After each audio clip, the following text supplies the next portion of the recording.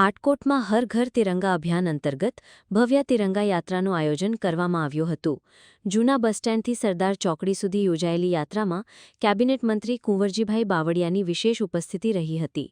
યાત્રામાં ભાજપના આગેવાનો, જિલ્લા અને તાલુકા પંચાયતના સદસ્યો, વિવિધ ગામોના સરપંચો, સ્થાનિક આગેવાનો, વડીલો તથા મહિલા મંડળના કાર્યકર્તાઓ મોટી સંખ્યામાં જોડાયા હતા.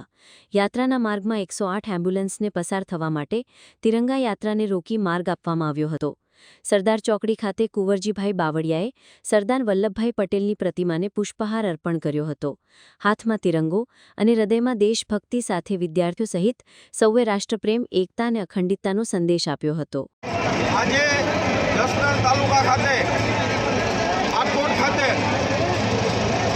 માનનીય કેબિનેટ મંત્રી શ્રી કુંવરજીભાઈ બાવળિયા સાહેબના અધ્યક્ષતામાં એક સુંદર મજાની તિરંગા યાત્રાનું આયોજન કરવામાં આવેલ હતું. તેમાં સૌ મોટી સંખ્યામાં યુવાનો, સ્કૂલના વિદ્યાર્થીઓ, મહિલાઓ તેમજ રાજકીય આગેવાનો, ઉદ્યોગપતિશ્રીઓ બધા હાજર હતા. તે બદલ સૌનો ખૂબ ખૂબ આભાર અને હર હંમેશ યુવાનોને પ્રોત્સાહન મળે એ માટે મોદી સાહેબનું જે સંકલ્પ છે, ખૂબ ખૂબ આભાર. ભારત માતા કી જય, વંદે માતરમ.